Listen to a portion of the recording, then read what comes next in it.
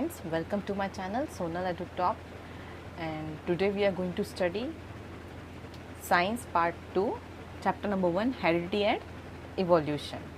So the question arises कि what is heredity? What is this heredity? So the heredity is the transfer of characters from one generation to another. Means कुछ चीज़ का transfer होना. अब कुछ चीज़ मतलब characters का transfer होना एक जनरेशन से दूसरी जनरेशन को में, उसको हम कहते हैं हेरिडिटी. What is evolution? ये इवोल्यूशन क्या है? आपने सुना होगा कि हम लोग पहले मंकी थे, फिर एप्स बने, देन फिर ह्यूमन बींग्स बने. मतलब मंकी से एप्स का बनना, एप से ह्यूमन बींग्स का बनना, ये होता है इवोल्यूशन.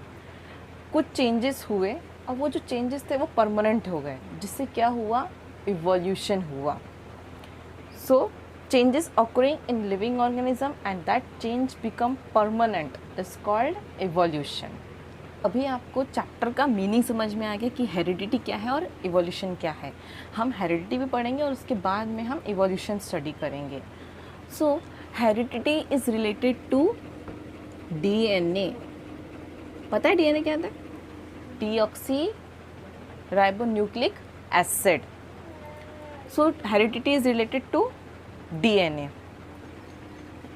नाउ डीएनए कहाँ प्रेजेंट है? क्रोमोसोम्स में.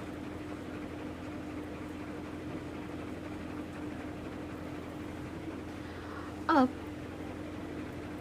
जो डीएनए है ये कहाँ प्रेजेंट है? हमारे सेल्स में. ये सेल है, ये न्यूक्लियस. अब डीएनए कहाँ प्रेजेंट है? न्यूक्लियस के अंदर डीएनए, और न्यूक्लियस के बाहर क्या है? आरएनए. आरएनए 3 टाइप्स के हैं. कौन कौन सा है? MRNA, rRNA and tRNA. M for messenger, R for ribosomal,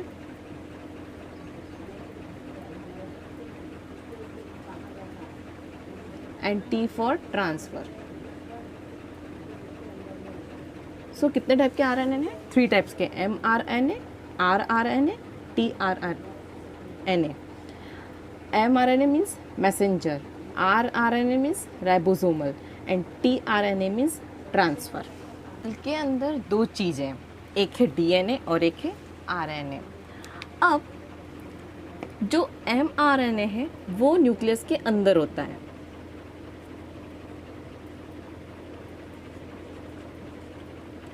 जो एमआरएनए है वो न्यूक्लियस के अंदर होता है, और जो आरएनए और टीआरएनए है वो न्यूक्लियस के बाहर होते हैं.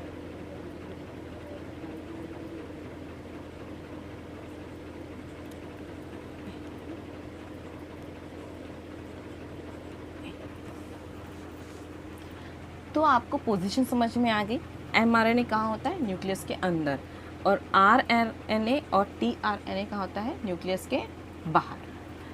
अब क्या होता है कि डीएनए से एमआरएनए फॉर्म होता है. डीएनए से कहाँ क्या फॉर्म होता है? एमआरएनए. लेकिन ये न्यूक्लियस के बाहर होता है फॉर्म. इसको एमआरएनए ये न्यूक्लियस के बाहर होता है. डीएनए से क्या फॉर्म हुआ? एमआरएनए, जो कि बाहर होता है. अब एमआरएनए से क्या फॉर्म होगा? प्रोटीन.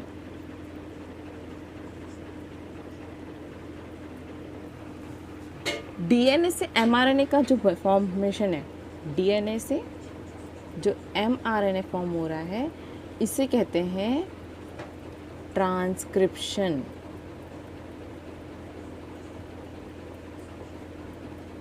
क्या कहते हैं इसे? Transcription. From DNA mRNA is formed and this process is called transcription. And from RNA protein is formed. From mRNA protein is formed and this process is called translation.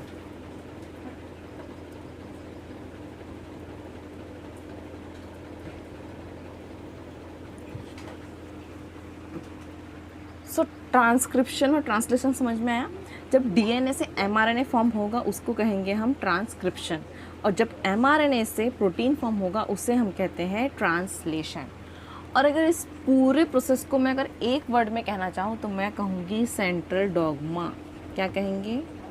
Central dogma. इस entire process को हम क्या कहेंगे अगर single word में कहना हो तो? Central dogma. अभी हमने सिर्फ नॉर्मल इंट्रोडक्शन देखा है कि डीएनए आखिर है क्या। डीएनए कहाँ है? न्यूक्लियस के अंदर। डीएनए से क्या फॉर्म होता है? एमआरएनए। अब एमआरएनए बाहर आता है, बाहर एमआरएनए क्या फॉर्म करता है? फिर प्रोटीन।